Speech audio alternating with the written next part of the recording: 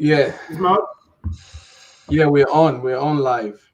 Um, so last week we stopped at um a discussion on democracy and how effective or how realistic it is to carry on in to sort of continue in that same system, or what exactly do we think is going to happen in the future using this, or maintaining this system? Do we hope that something is suddenly going to trigger a redress, or like a reset, and things will get better, or we just have to change it altogether?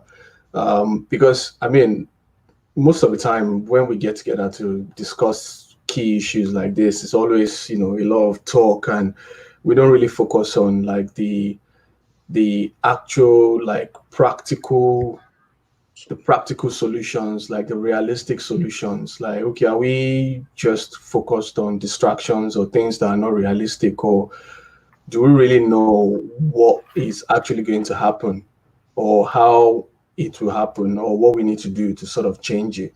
So let me start with Bani. What do you think is going to happen with this democracy? Do you think we're going to maintain it and it will lead to positive changes, or is something that might come under threat in the future?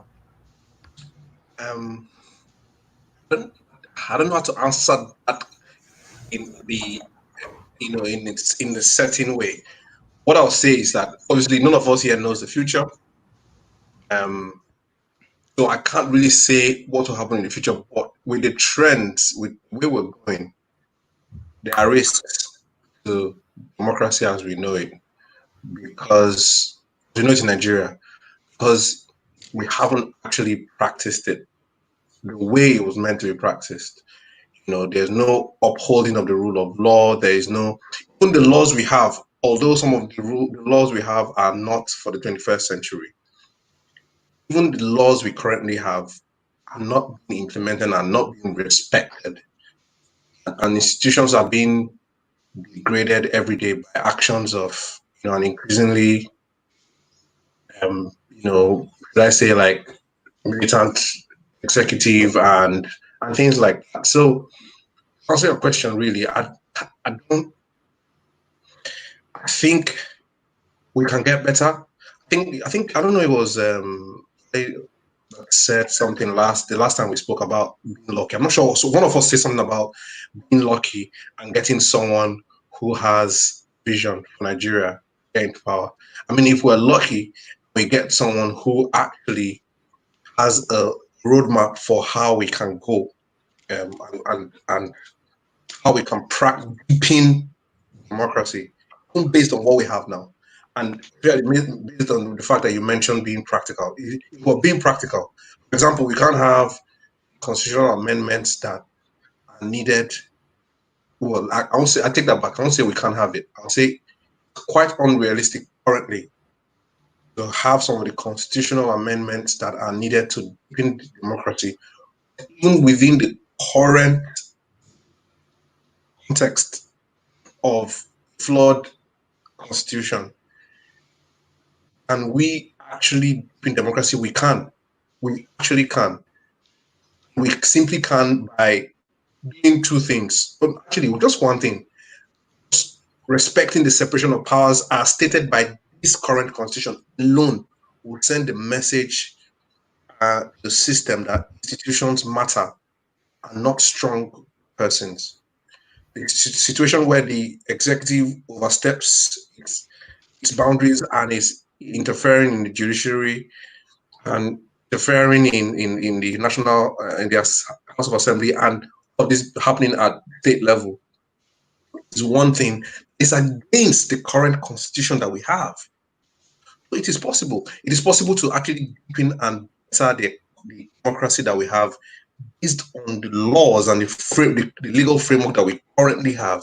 It's actually possible to do it. It's simply just saying, you know what, this is what the law says, let's stick to it. Flawed, let's stick to it. I think that alone would bring democracy in Nigeria. So yeah, I think we can get better if we're lucky to get the right set of people who decide to allow the rule of law to work. The longer when you look at it longer in terms of like this is going to the unrealistic now. Obviously, we have to have things like amendment of the constitution. We have to relook at how we redefine nationhood.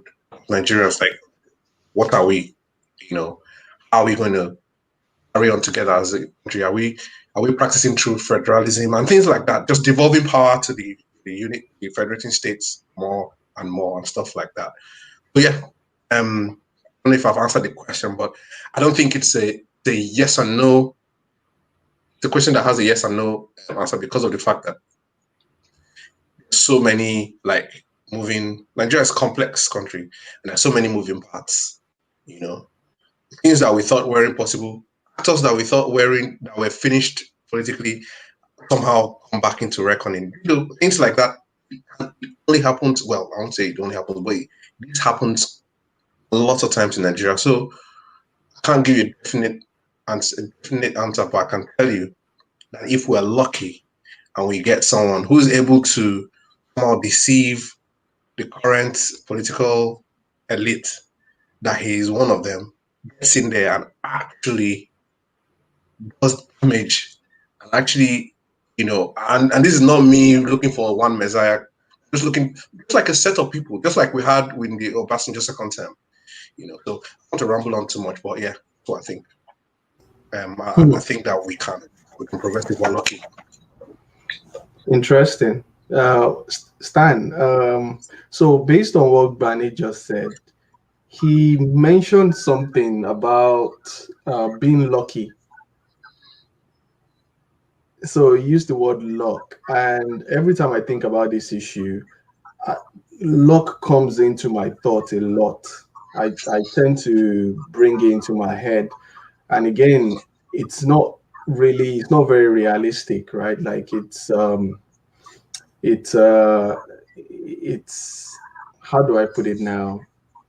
It's not a strategy. Sorry, say that again. Sorry? Luck is not a strategy. Exactly. It's not a strategy. Luck. Yeah, exactly. It's not something. It's not a strategy you can rely on. It's fanciful in a way. So, Stan, I don't know what you think about this. So, do you think we have any realistic chance of even planning towards something? Because if you remember what Bane touched on last, on getting somebody who will hoodwink the ruling class and they will let him get into a position of power, then it would trigger structural changes when he gets to that position. How realistic is that when you know that this same person is still going to have to work with these same lawmakers and the same party, and they have all these powers to sort of kick him out? Look at what they did to Ambode in Lagos, for instance. You can be stripped naked, within days or even weeks. So I don't know what you think about how realistic that is. Luck is the only word you can use. If you get lucky, I will find that one person. But luck is not something you plan around. We can't plan around luck. So the real truth is that it has to be sort of like a long-term gradual process. I hate gradualism because why should I, when I already know what I want, why should I be gradual about? Why can't I go straight up? But yeah, in this instance, gradualism is the only way. The beauty of democracy is not because you can appoint a messiah to solve the problem. It's because you grow institutions and you grow policies on which all of the decision making is based on, so that it is not individualized. Democracy is not like sort of some magic wand that solves the problem. I was checking out something and I realized that the reason most of our people fantasize about the military era is that because it's one person's decision all the way, it's all personality driven. It's easy for somebody to, use, strong arms to insist on managing the economy, right? The fundamentals of the economic system does not kick in. Market forces plays no role. He can decide what the exchange value is. He can decide what you can import and decide what you cannot import. Like he can sort of make, and then in the short term, you all look rosy. You all look, oh, when this guy took power, it all look good. But in the long run, things, the longer they stay, as we've seen all over Africa, the longer you see dictators stay in power, the worse the economic conditions become, right? People that use Libya as example probably do not know, a bit of detail of what Libyans went through. But when you turn it around and you have a democracy, it starts off very good, heightened optimism, with all the dreams and hopes that citizens have when democracy is ushered in. And then, of course, things start to stabilize, all of the ups and downs start to kick in, and you find people becoming disillusioned with democracy, feeling that it's not working as quickly as they expect. But one thing is for sure is that for that democracy to work, you need an increased number of educated citizens. Again, because the choice before voters is always a trade-off between one version of an issue versus the other, right? So you need educated population who can look at these two issues and, without all of the natural things that we consider in making electoral decisions in Nigeria, they can look at the issues as they are and make a decision. That is when you start to have institutions grow and become, the foundation on which society operates. If you're not basing a successful democracy on the education of the citizens, you then know that we're not there yet, which is why, and I think somebody mentioned, should people just generally have the right to vote without any form of examining their reasoning capacity or IQ level and all of that. But those are some of the issues. So it is not it's not a one-way sort of analysis, but I just think that where we are today, our way out is to continue to experiment, hoping that we can get more citizens educated at some point, to that level where we're able to make it. I'm scared that might be 100-year dream. At the rate we're going, at the pace we're going, it might be 100-year dream, but I don't see any other alternative to operating this democracy, really. But no, luck is not planned. So you think if it's going to happen, it would happen gradually. So there will be like a steady increase in good governance, and institutions are going to get built, and it'll be a slow but consistent process. Yeah, it will be slow. It won't be consistent. There will be those ups and downs. There will be those lessons learning, but I think that this is our only way out. I don't think it will be consistent, as in, like, you see, like sometimes when I sit back and look at, the presidents we've had, it seems like, it gets worse as new guys come in. Obasanjo had his flaws, but we thought the next guy would be a step up. He did worse than Obasanjo. We then thought Yar'Adua would be a step, will be different. Jonathan came and showed that he was even a better person. And now we're here after Jonathan. And then you can't directly predict if the next guy, and which comes down to how citizens are making the choices for who leads. And I'm using the presidential level as an example. It's worse when you go to legislative elections, when you go to state elections. Like, I give this example. Where I come from, the Federal House of Reps seat is rotated from local government to local government, right? And every election year, a new guy, someone spends only 4 years in the National Assembly and is gone.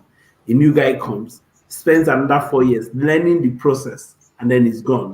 Another guy comes another 4 years learning the process and is gone, right?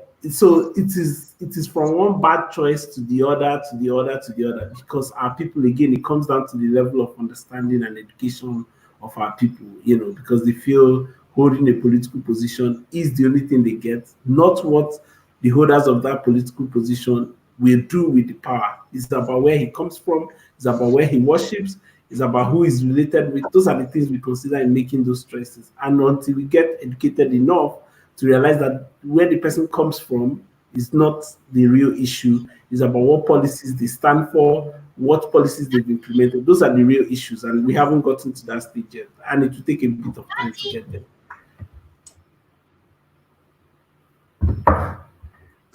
Wale, do you have any thoughts?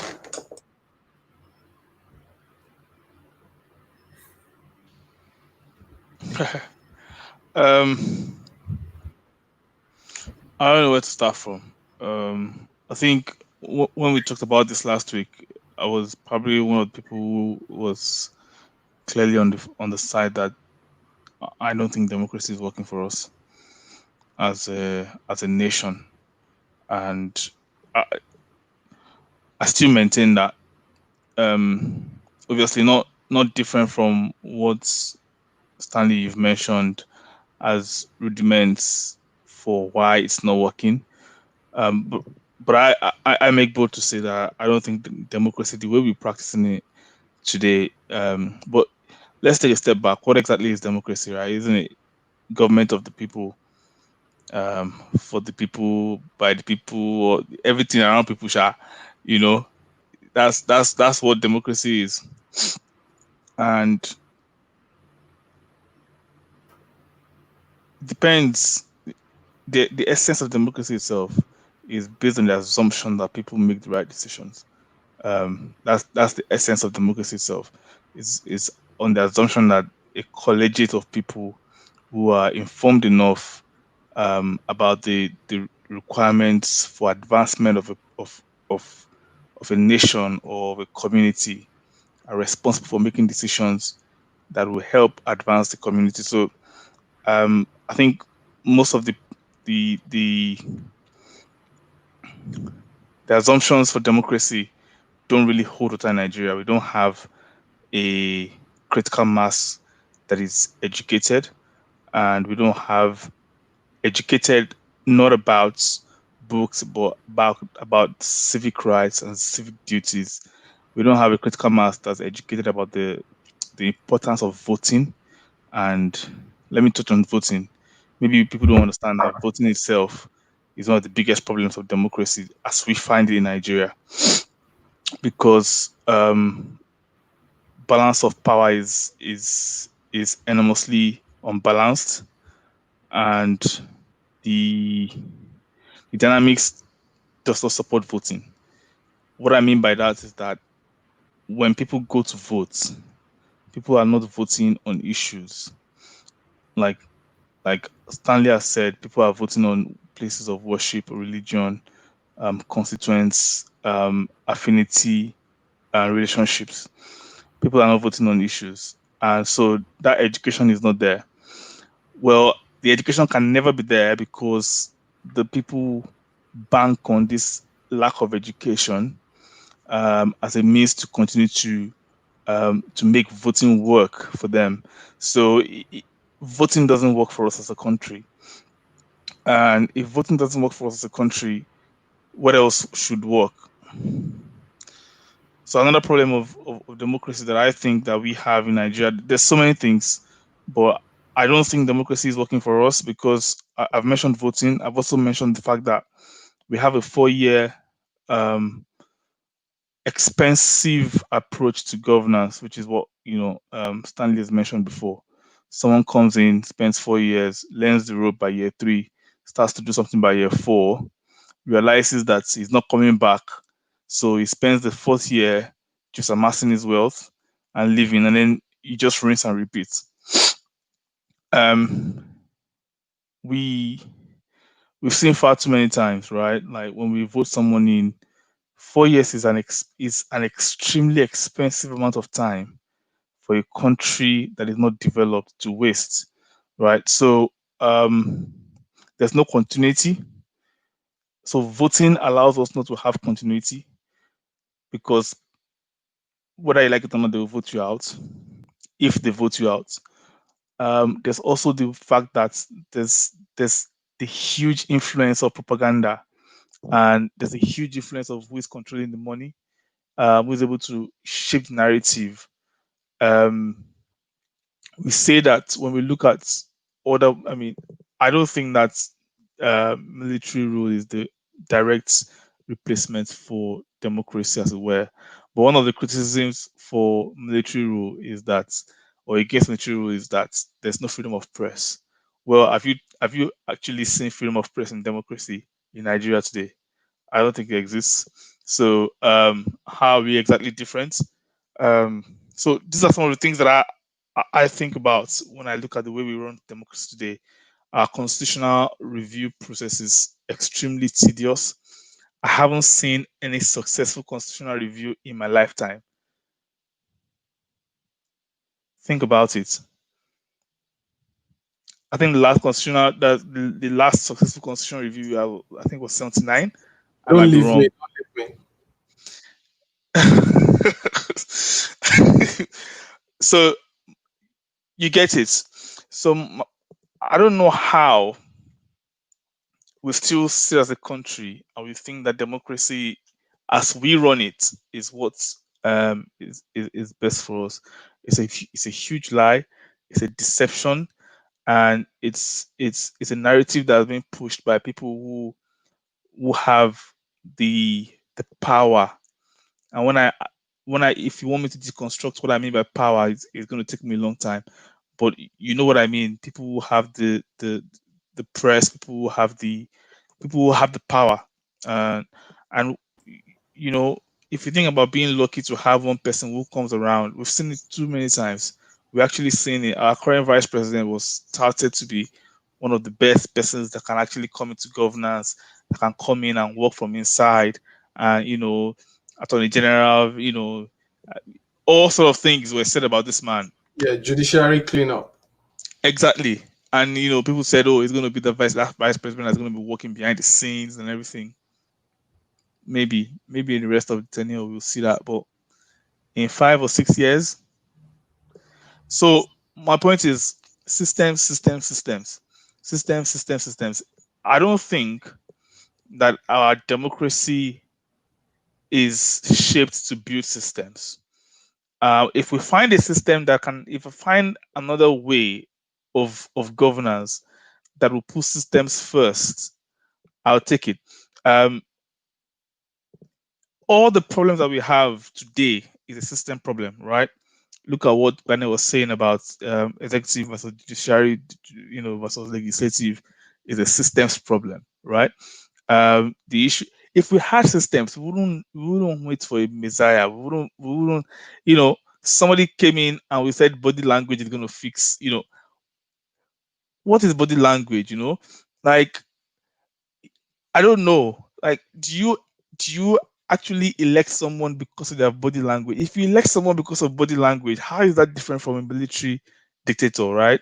Because that person comes in, a dictator comes in, like Stanley was saying, when a military person comes in, it's a one-man show. So he can actually make decisions. That's what body language is going to do for you, right? Because where this person comes in, you can't have that. You need to have systems. So when you're electing someone in democracy, you are electing someone not because of what they can do as a person. You're electing someone because of the systems that they can strengthen. You're electing someone because of the power they can give to to the institutions. You're electing someone because of their respect and their ability to support and to put their weight behind institutions. That's why you're electing someone in a democracy. That's why you put people in offices in a democracy, not because of what they will as a person singularly. If you give people power to do things, or if you entrust people with this kind of mosaic, you know then they actually do what you ask them Dictatorial to power. do. Exactly, they actually go there and run the show, and you won't like it, right? So again, 4 years is too expensive. I made some notes. 4 years too expensive. We have problems with our constitutional rights, our constitutional reviews, our immunity, people in office. Democracy, as we practice it, allows people to have immunity. That I don't know.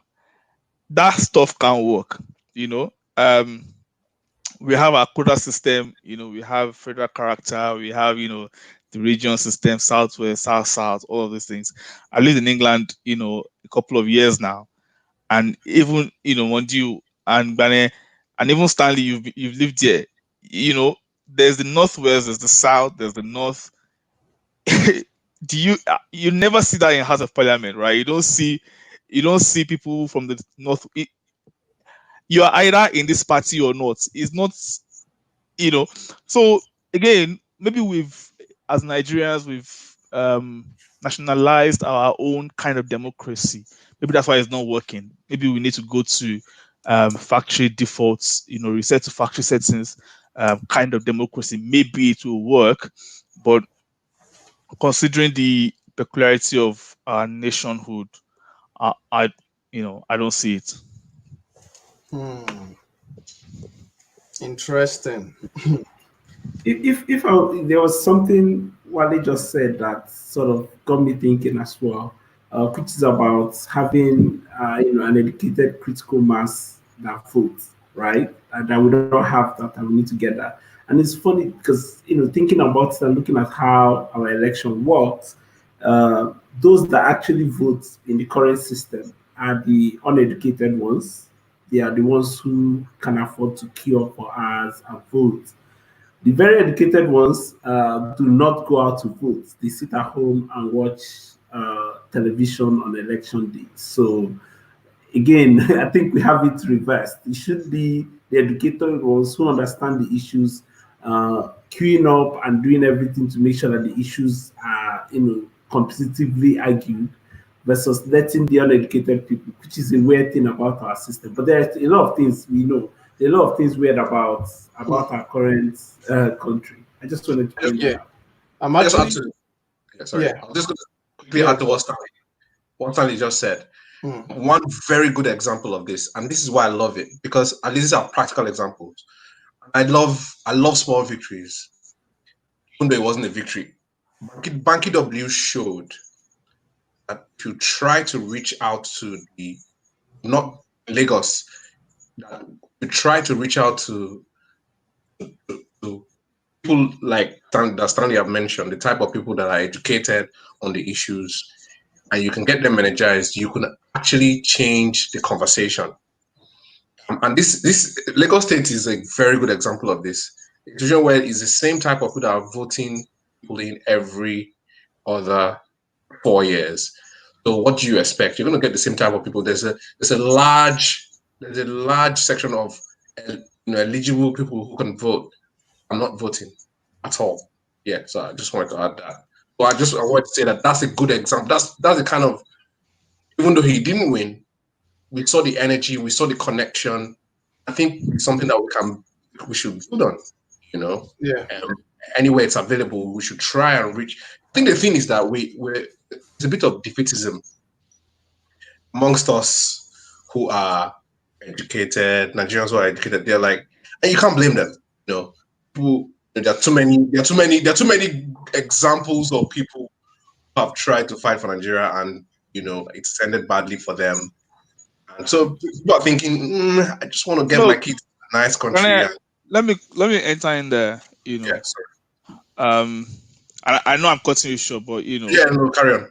you've got to weigh your onions, right? You've got to evaluate your options. Yeah. And when you said defeatism, I felt personally attacked. Um,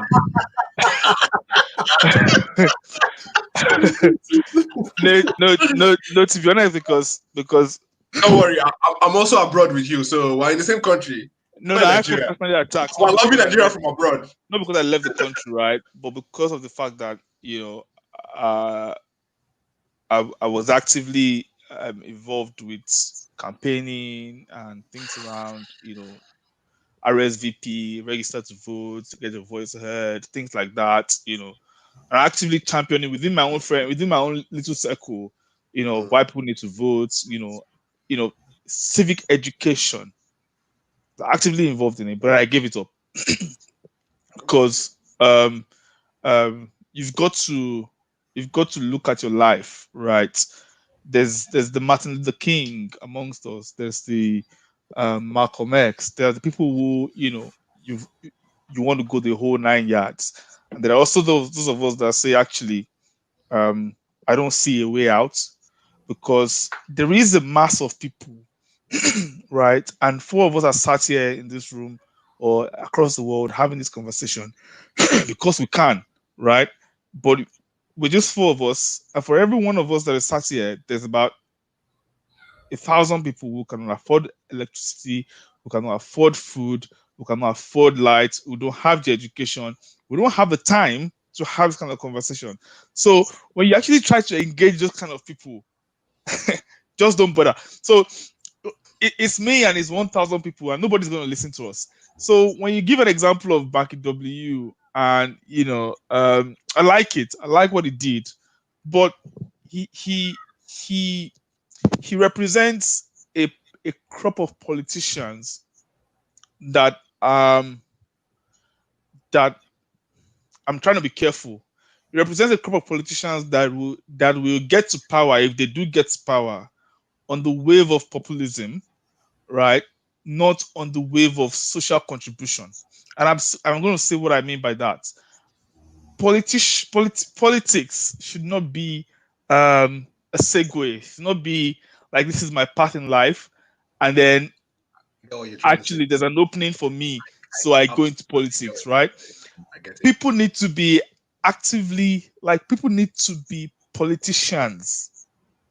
I don't know if you know what I mean, right? Like, people need to leave university and go into their day job, but go into a political party and help build up structure, help build up systems. You don't want to know when Boris Johnson joined, the Conservative Party. You don't want to know where all these guys, Theresa May, they've been there, Priti Patel, all those guys that we see today, like, it looks like they were nowhere before, and then they just became, but they were there from the teenagers. Exactly my point, right? And they do it from the grass. They do it. Some do it from the national level, but most do it from the grass. They do it, in Lancashire. They do it from the woods, and they work their way up. In that process, they've learnt nation building. They've learnt, and they might be bigoted. They might have their flaws, right? But they know the system. They know how it works, right?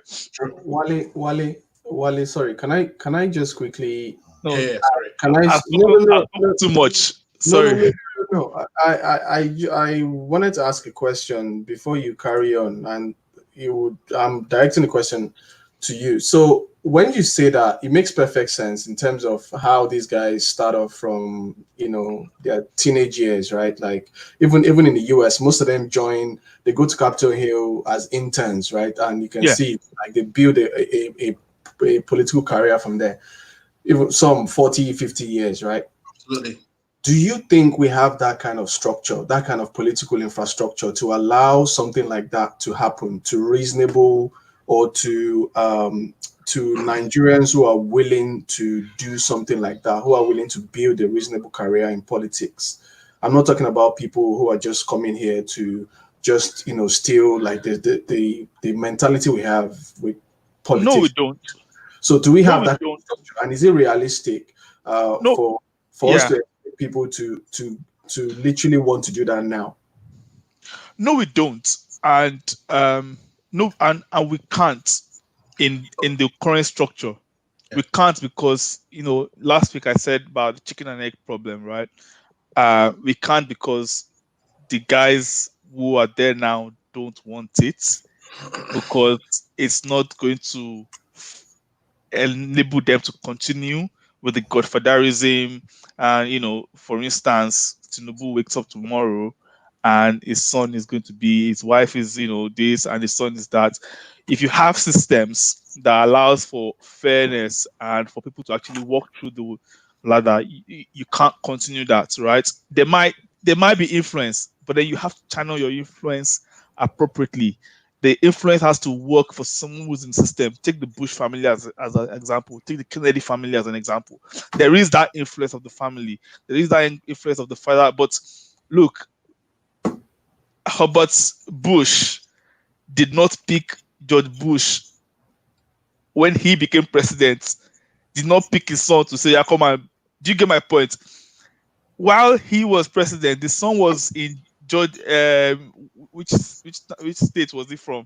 It was already Texas. It was already part of the system. You see, the influence will still be there as a family that are, like the Kennedy family. But then you have to come into the system for the influence to work for you. You can't bring someone from outside of the system to then, excel on the people. We don't have that structure. We won't have it the way we are going, except we go back to ground zero. You see, the thing is that, unfortunately, if we don't do a hard reset, we will not be able to fix many things, because it's like a rolling stone. It will gather moss. You cannot remove. It's difficult to change something that is in motion. You have to stop it. And okay, let's understand where we are. Let's go back and start again. Because if you don't do that, people who already have the influential capital will not. You can't muscle them out of it. So we don't have it. We may not have it with where we're going. If we need to have it, we need to go back to what happened to us, in the 60s, in the 50s, when, before we started this republic system, we had an empire system. Not empire. We had the old Western region. We had a regional system that allowed for before the Awolowos and the Akintolas time. There was an empirical start from the grass kind of political structure that people worked with. Think about Azikiwe and his period. We need to go back to. We need to revisit what worked then, modify it for ourselves for today, and see how we move forward. But currently, we don't have that system. We won't have it. So when you talk about a hard reset, what does that mean in practical terms? Man, I wish I knew. I wish I knew. You see, I think about this a lot. I actually ask myself, what can work for Nigeria? War hasn't helped us, and I'm saying the things that the practical things. I don't want to talk about highfalutin things about we all come together at a table and agree. That's if you want an indication of how effective that is. Think about when we've been asking for a sovereign national conference. Think about when we eventually had something that looked like one, and we had a report. What happened to the report? Was it activated? Was it implemented? No. So the thing is, if you think about what's ideal, just forget Nigeria. So I don't know. I don't think there is and the crop of people that we have, the other option is to say, look, let young people go into governance. Let young people who are educated go into governance. Let people, get activated, get animated to it. But unfortunately, we are worse off. Unfortunately, we are worse off, and I know it. Stanley, you probably know it. You've worked in Abuja. I have worked in Aso Rock. We are worse off. So I don't know. Yeah. Maybe Stanley has. I just wanted to quickly add something. So the point I was making about BW, I just wanted to clarify that. So the point I was making about the BW it wasn't like an endorsement of him as a person or as a candidate. What I was just saying was that he carried his campaign in a different way to how it's been done before. He tried to reach out to to us, to people like him, people who could identify with him. Usually wouldn't vote, which is good. Which is good. So that's all I wanted to say. Let's take that.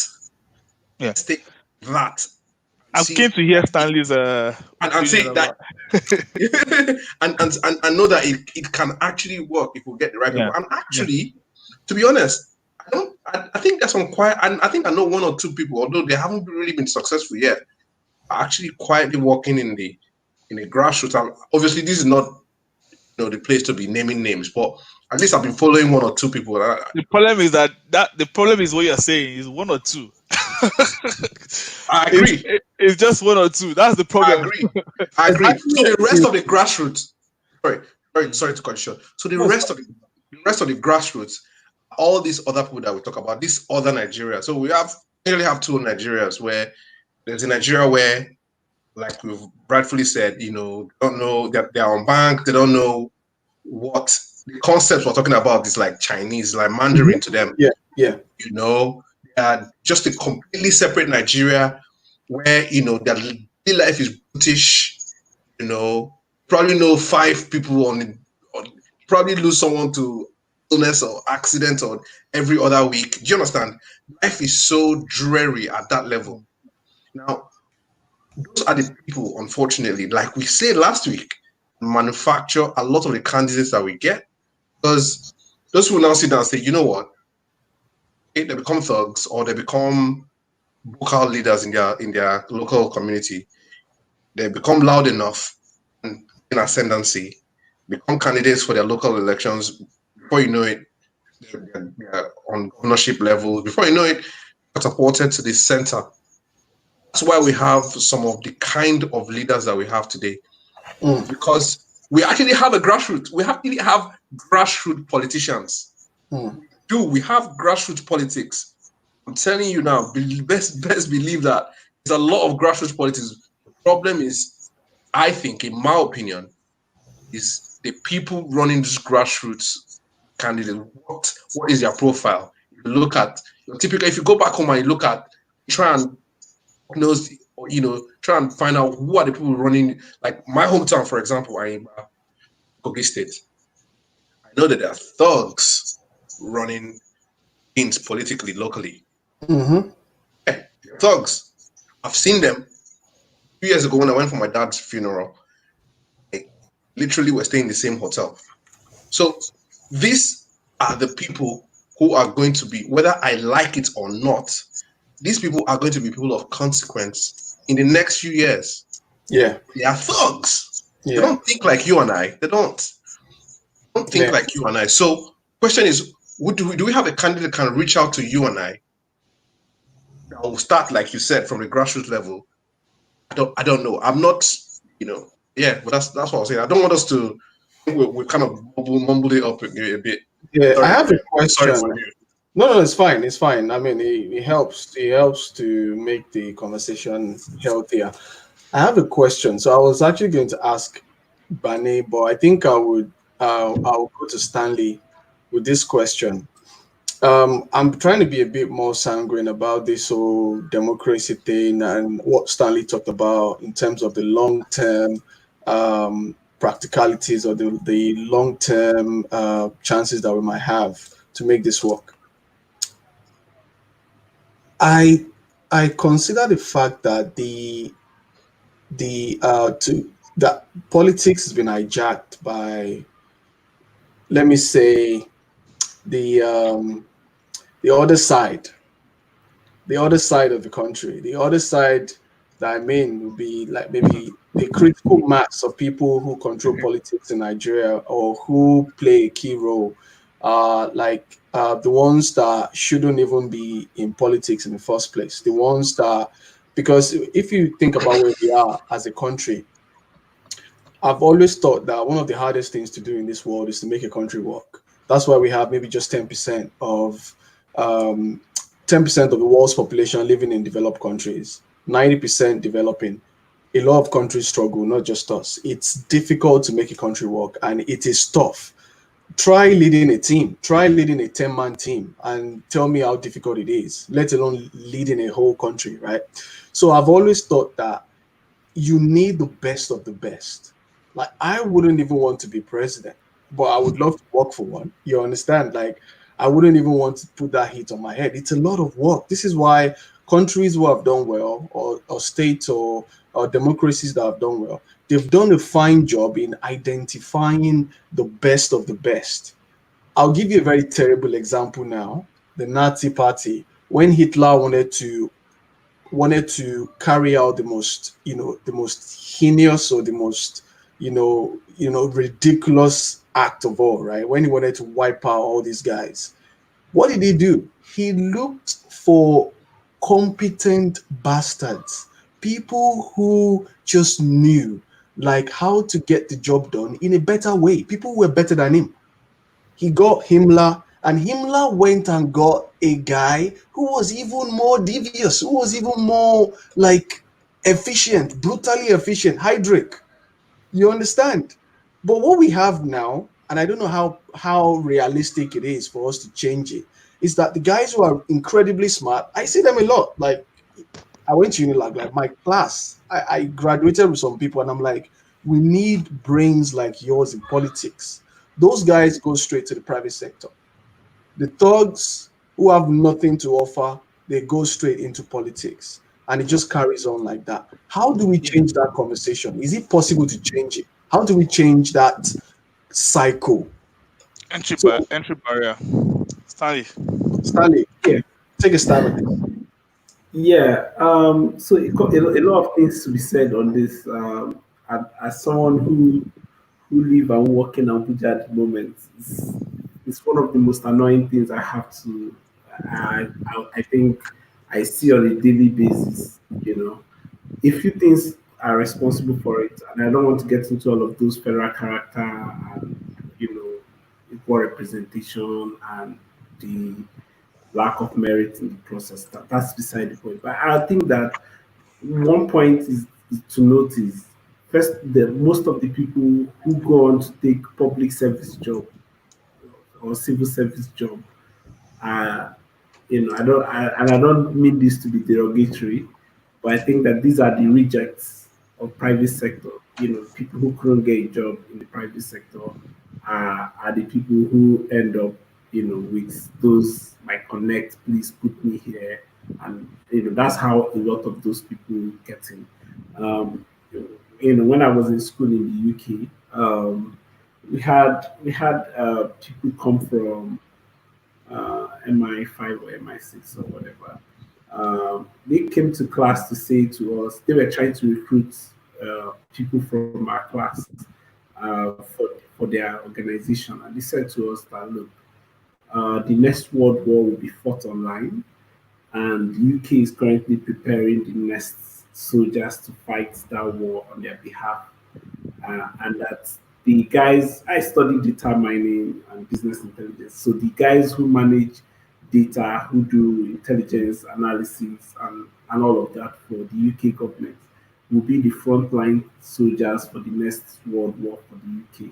So the job they're going to get is lives will depend on it. And they were in class looking for the best graduating students, the guys who are top of the class. Those are the people the UK government was looking to hire to help with their intelligence systems, to help, wage the war against whatever, online battle is coming as they are predicting, right? Stanley, That can you was- pause?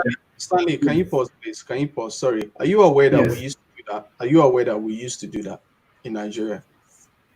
Oh yeah, of course. That's what I'm going. That's what I'm doing. Okay. So right now, that system doesn't work, and there are several reasons why we don't do that. Aside from all of the laws that make that almost impossible, there's also the fact that, for one, the government does not pay nearly enough for anybody, to take that offer, right? What MI5, MI6 was offering those students was nearly as competitive as what they would get if they go to the regular job market, if not even more, right? You cannot say that for someone who graduates top of your class in Unilag, right? And then there's even a bank job versus a federal parastatal job. The pay discrepancy for that entry level is so much that if there's an alternative, you don't want to get into that system. The other challenge is that even getting into the system is not enough. The opportunity for capacity improvements to grow, to contribute to debates. When we say our educational system do not allow for independence of thought, wait till you meet people who work in civil service. It's almost, and I think that they've almost given up to the point where all of the rules of the civil service is now an excuse for non-performance. It literally says, do not take initiative, do not be proactive. That's literally, and I can give you a ton and ton of examples. There's one story I like to tell about something that happened to me recently. Of course, I could point about 3, 4, 5 specific government policies existing around a particular issue we're working on, and a foreign government had written to say, oh, they would like Nigeria to join this group, because the issues that affect Nigeria, it also indirectly affects them. So in helping Nigeria solve the problem, it will solve their own problem. And they wanted to provide technical support, financial support to solve the problem. Somebody said to me that for us to reply to them and say, yes, we will take that opportunity, we need to go all the way to the president, right? I said to the person, why do we need to go all the way to the president? The person said, yes, you cannot make that kind of decision. I said, but the president is already clear where he stands. The person said, how did I know? So I said, okay, I'll produce a memo showing you where the president currently stands. So I wrote a memo quoting 4, 5 instances where the president had made public pronouncement around this issue, which aligns to what we're saying. Quotes where the vice president has made public pronouncements around where the government stands on this issue. Quote existing policies that have been in place for several years. That wasn't convincing. They were like, we still need to go back to the president. I said, why? Do you know how long it takes to get the president to approve this? They said no. And that's how we lost our opportunity, because somebody did not think it is okay to take initiative, right? You need to walk your way all the way back to the president. Do we need to bother him? His position is already known. We have enough public justification. So that's the kind of thinking you see in public service. And that's because our process does not allow for that independent thought. That's another thing. The other issue I wanted to mention is who has hijacked our politics. And one thing you should know, in Nigeria now, when you say you're a politician, it's almost like a derogatory kind of thing to say. Like we think it's a negative thing to say you're a politician. No, we actually need professional politicians, right? We actually need professional politicians in Nigeria. We actually do. And professional politicians are people who decide that I want to be a politician, and they work at local party level, their party strategies, their advisors, junior positions, their researchers. They go through the process. And when you go and read, and you mentioned Boris Johnson, you mentioned Theresa May, you mentioned George Bush, you mentioned Barack Obama, all of those people, go and look at their history. They started from the bottom. The challenge with our generation, our young people, is that this is our opportunity to come and chop. So if they make you an essay, it is not a part of your long-term goal to rise up the rank. It's the opportunity to grab as much as you can, ship your young family out of the country as quickly as possible, and hang around so that if shit hits the fan, you get on a plane and run, right? There is no real career progression except Baba Sokpe somehow manages to say, let me put this guy to run for one position, right? But it has to be said, there is no long-term strategic thinking to taking those positions aside from what I can grab. And what they mentioned, we share these stories all the time. Even the most, forward-thinking, young people you see and interact with are not exactly all they put themselves out to be when you check out their activities in government, right? So a few things is that we need to go back and do grassroots. Panky W, yeah, he did well, but nobody wakes up 3 months to an election and think you can convince the people, right?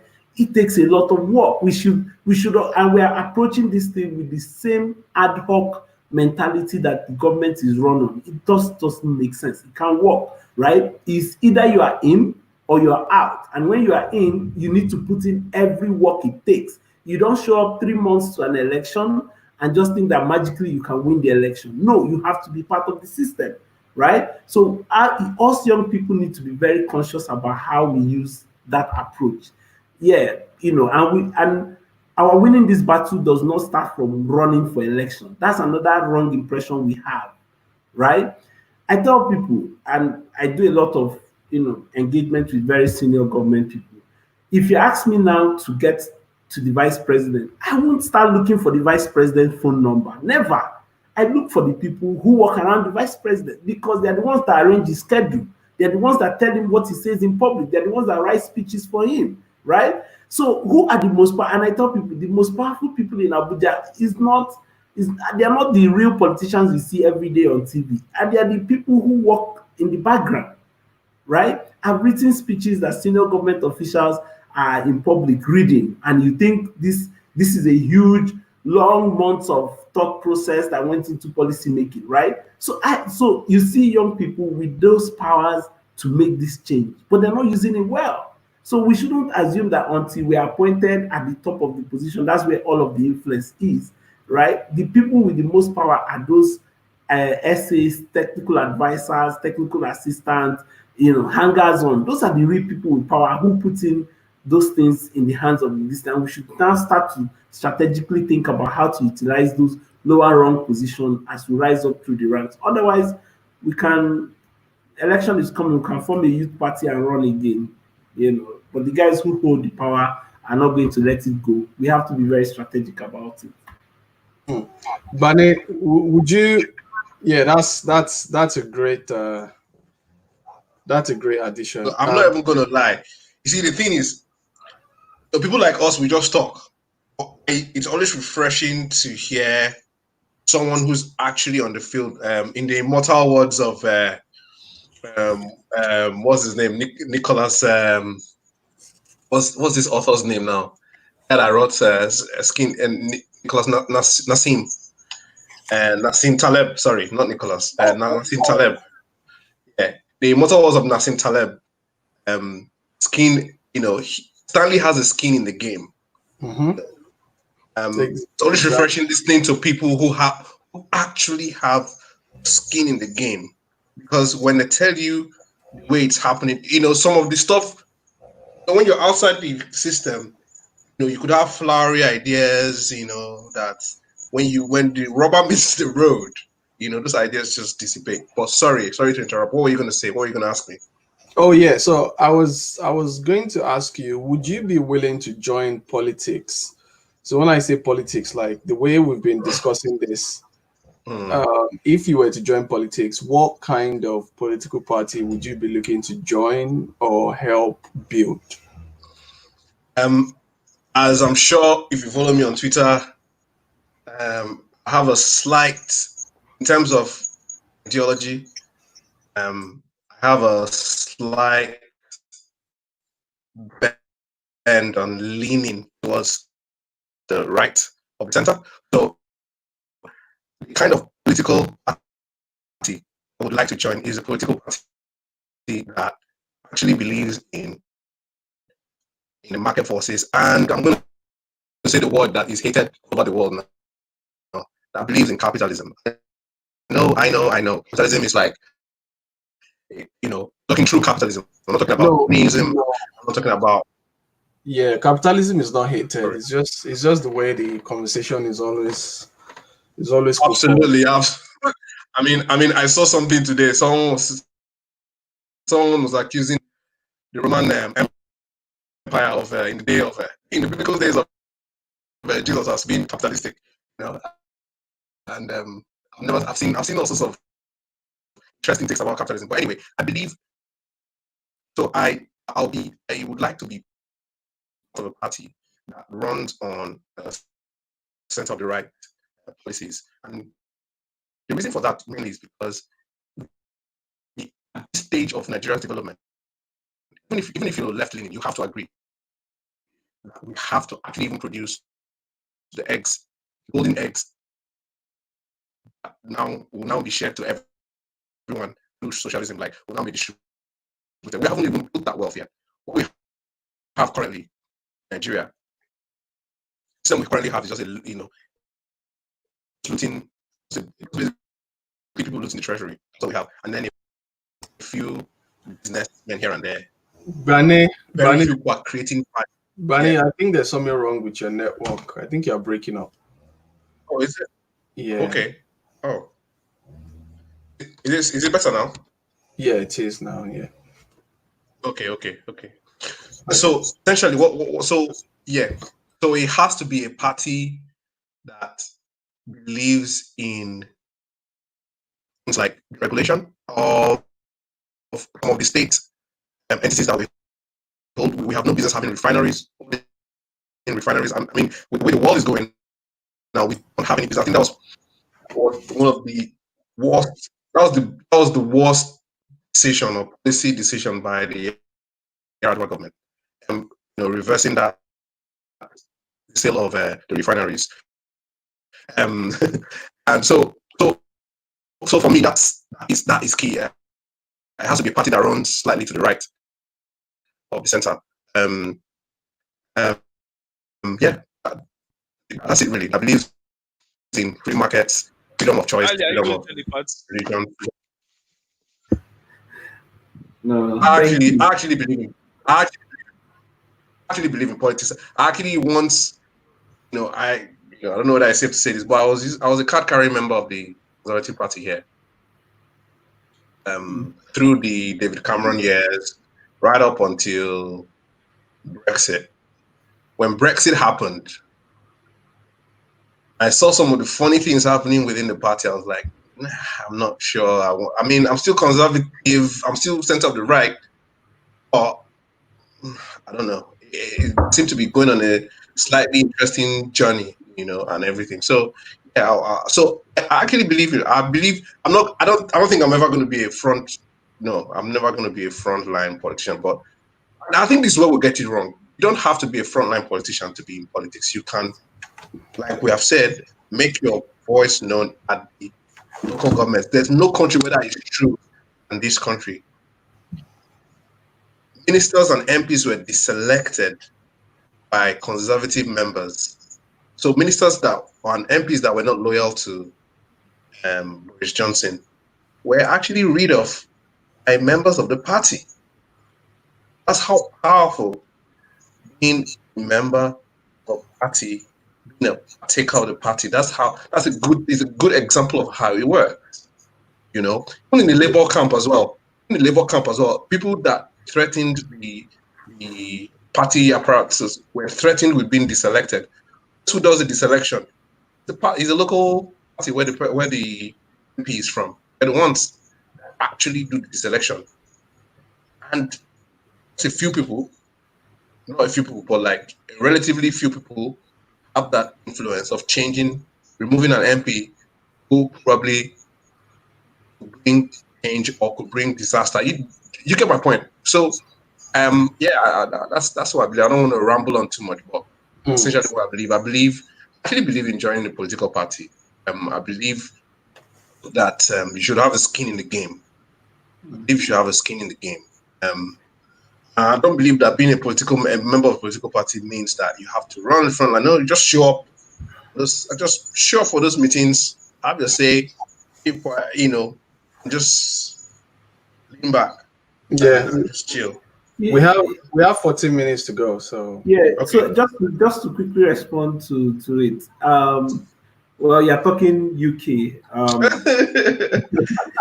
which is completely different. I agree. Completely different. Hands so up, completely different. Very ambivalent about. I was. Yeah, carry on, Stanley. Carry on. Yeah, but the thing is, with our own political parties here, right?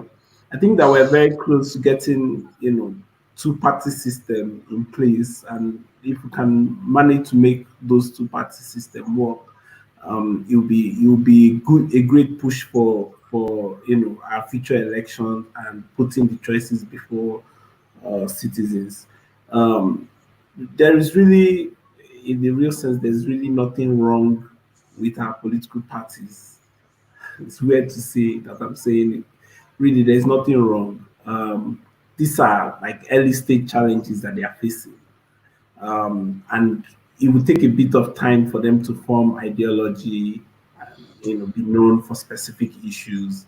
But right now, they are similar. Sorry, isn't PDP trying to frame itself as the center of the right party? I think they've been trying to push that whole analogy. Sorry to interrupt. Well, again, it will take a while for all of that to stick. It won't be obvious now. It will take a bit of time because right now everybody's trying to distinguish themselves, and it is that effort to distinguish yourself that then allows for formulation of ideology. The challenge I have with this is that there is no intellectual strategic backup to this change that is happening. There is no strategy to it. It's just happening organically. Maybe it might work out that way. Maybe we need to seriously consider having things like small think tanks who provide policy backing for our existing political parties, depending on where you lean. Me, for one, I'm a bit scared of being actively partisan, because I also worry about the way I see some of the arguments go. When I see people become extremely partisan, it takes away their ability to be to reason objectively sometimes when some issues. So that's my main worry about political party this thing. I give, during the last election, I gave money, my small change. I gave money to anyone who I thought, I believed in what they were running for office for. If I believed in your dream, irrespective of what political party you belong to, right? So I gave money to those I thought could make a difference. Even though I don't think a lot of them won. I think maybe I should stop giving money so that I don't jinx people's political chances. But yeah, I don't think most of them won. But yeah, we need to be strategic about how we want to build these political parties, how we want to join. I'll probably be more open to joining if a political party has sort of like a strategic think tank, right? And then I can join up with a group of people within the party to produce some sort of policy backing kind of thing. But to just be a rambling card-carrying member of the party, without having anything to contribute is a little difficult. And I think maybe this is the problem of all of the educated people who avoid joining active politics. You think of yourself, so I'm going to sit down with all of the thugs to discuss what, right? I think maybe I need to start to purge myself of that feeling that what would I be doing at the world level meeting? And I think I'm also part of the problem, and it's something to think about. But that's the challenge. Until people like me show up at those meetings and start to counter that low level reasoning, those people will be the ones who, first of all, elect the delegates, and then from amongst themselves, those same delegates go on to elect party candidates, both for House of Reps, Senate, governorship, president, state house, all of the elected positions. These are the people who make the first choice. And whatever they present to us, the rejects they present to us, we are now forced to make a choice between, two terrible choices. So I really think we need to think strategically, and it's something I have to start talking myself out of. I need to seriously consider becoming a partisan, joining, a political party, not in the sense of being a rabid, partisan person who lacks objective, but yeah. Yeah, Wale, let me come to you. So based on what Stanley and Bani just said about having political parties with clearly defined ideologies, and you then have to choose the ones to go with, or the one to go with based on your ideology of preference.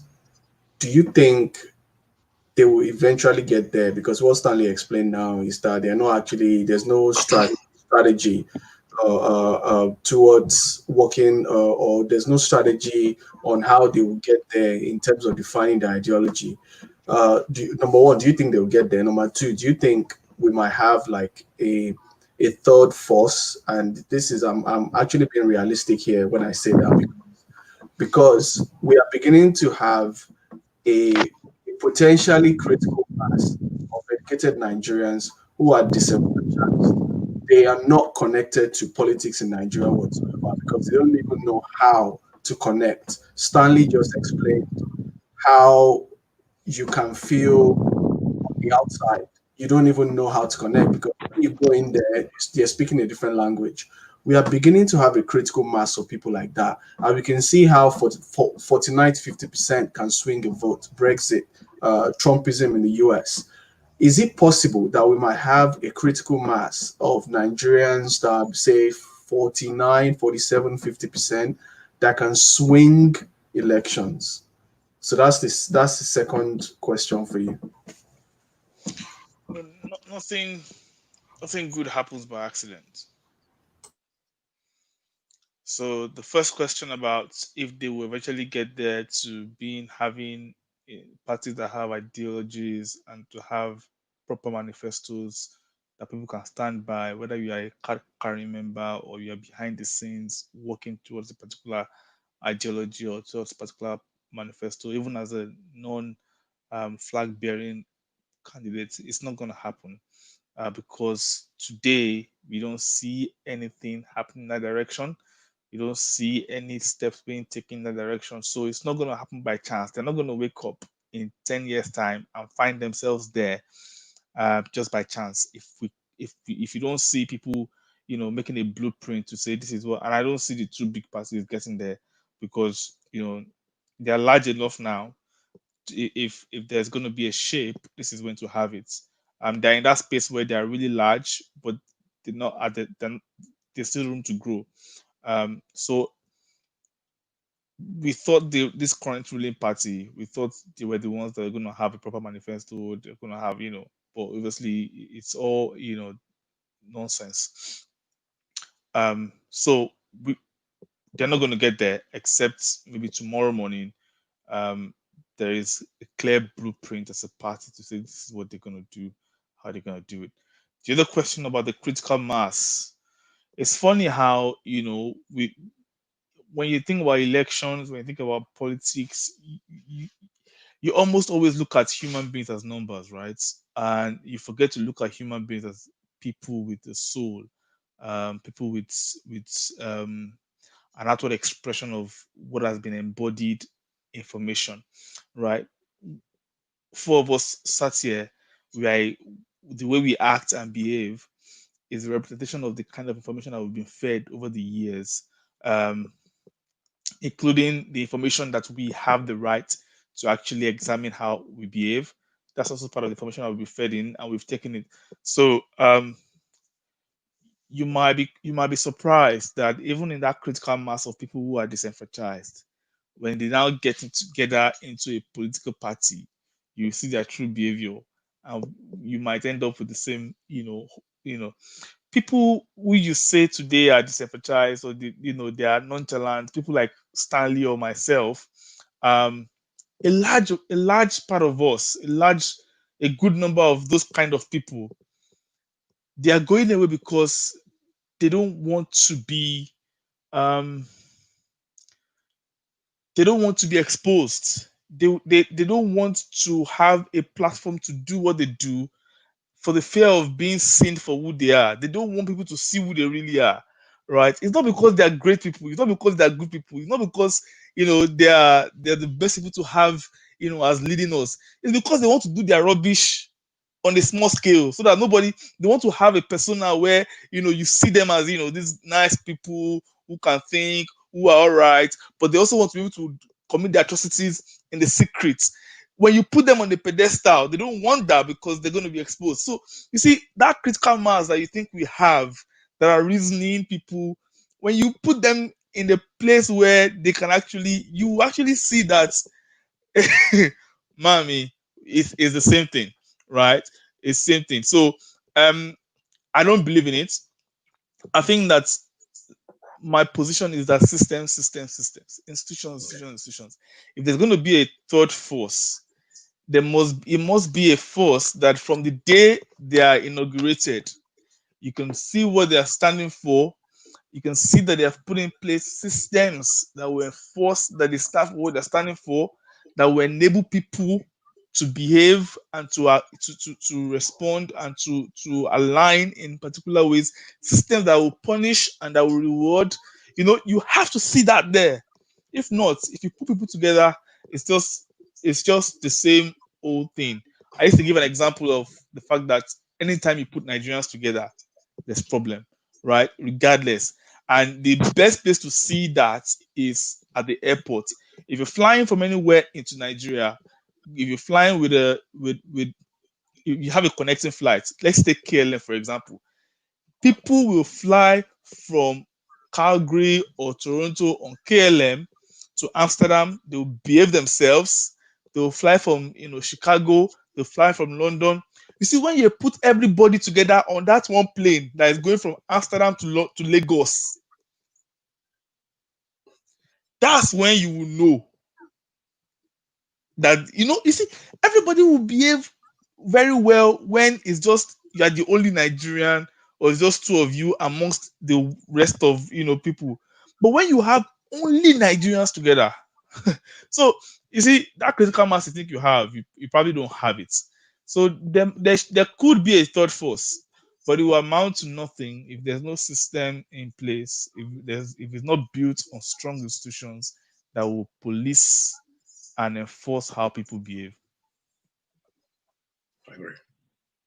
Interesting. We have 1 minute to go. I think we should round up. When next we meet, I'm thinking we should talk about Land Use Act. If you guys are interested in that, we can discuss that. I think it's an important. Interesting. I'm no lawyer, but I don't know a lot about it, but I know it's a very, very important topic that we can learn from. And there's this topic that David was talking about yesterday about resources in Africa, like what we have under the ground against the value put on it by advanced markets, and how we always ascribe value in Africa to what we have on ground rather than the people. And I thought that was But it was this you do. You're like, please let's talk about that. I'm just wondering, yes, we the heavy subject, but yeah, let's do it. Let's have it. Yeah, definitely. So we can, if you guys are available next week, same time, we can do it then, because I'm trying to manage time to make sure that we don't go too long and Yeah. you guys, Have you stopped recording? Are we stopped? I am going to stop now. Yeah.